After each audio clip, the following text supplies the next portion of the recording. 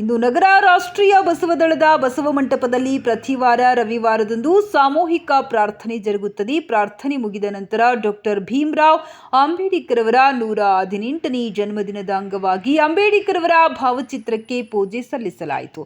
ದೀನದಲಿತರ, ತುಳಿತಕ್ಕೊಳಗಾದವರ ಸುಧಾರಣೆಗಾಗಿ ಶ್ರಮಿಸಿದ ಹರಿಕಾರ, ಭಾರತೀಯ ಸಂವಿಧಾನದ ನಿಜವಾದ ನಾಯಕ ಡಾಕ್ಟರ್ ಭೀಮರಾವ್ ಅಂಬೇಡ್ಕರ್ ಭಾರತದ ಶ್ರೇಷ್ಠ ರಾಜಕೀಯ ನಾಯಕರಲ್ಲಿ ಒಬ್ಬರಾಗಿದ್ದರು.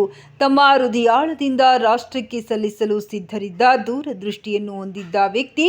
ಅವರ ರಾಜಕೀಯ ಜೀವನದುದ್ದಕ್ಕೂ ಅವರು ಸಮಾಜದ ಕಲ್ಯಾಣಕ್ಕಾಗಿ ಶ್ರಮಿಸಿದ ಶ್ರೇಷ್ಠ ವ್ಯಕ್ತಿಯಾಗಿದ್ದರು. ಅವರ ಚಿಂತನೆಗಳು ಮನುಕುಲಕ್ಕೆ ಪ್ರೇರಣೆಯಾಗಿವೆ. ಇವರು ವಿಶ್ವ ಕಂಡ ಶ್ರೇಷ್ಠ ವ್ಯಕ್ತಿಯಾಗಿದ್ದಾರೆ.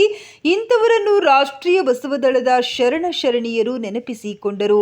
ಈ ಸಂದರ್ಭದಲ್ಲಿ ಗೌರವಾಧ್ಯಕ್ಷರಾದ ಮಲ್ಲಿಕಾರ್ಜುನ, ಅಧ್ಯಕ್ಷರಾದ ದಿಲೀಪ್ ಕುಮಾರ್ ವಂದಾಲ, ಉಪಾಧ್ಯಕ್ಷರಾದ ಕೆ ವೀರೇಶಪ್ಪ, ಚನ್ನಬಸಮ್ಮ ಕಂಪ್ಲಿ, ರೇಣಮ್ಮ ಗೌಡ್ರು, ಕವಿತಾ, ಅಕ್ಕಮ್ಮ ಹನುಮಸಾಗರ್, ಮಲ್ಲಿಕಾರ್ಜುನ ಹರಳಹಳ್ಳಿ, ಹನುಮಂತ ಐವಳಿ, ನಾಗರಾಜ್ ಶಾವಿ, ಸಿದ್ದಣ್ಣ ಸಿದ್ದಾಪುರ, ವಿನಯ್ ಕುಮಾರ್ ಅಂಗಡಿ, ಚಿನ್ಮಯ ಪ್ರಸಾದ್ ಭಾವಿಕಟ್ಟಿ, ವೀರೇಶ್ ಹೊಸರೆಡ್ಡಿ ಹಾಗೂ ಪ್ರಥಮ ಬಾರಿಗೆ ಪ್ರಾರ್ಥನೆಗೆ ಆಗಮಿಸಿದ ಲೋಹಿತ್ ಕುಮಾರ್ ಅವರಿಗೆ ಬಸವ ರಕ್ಷೆ ನೀಡಿ ಗೌರವಿಸಲಾಯಿತು.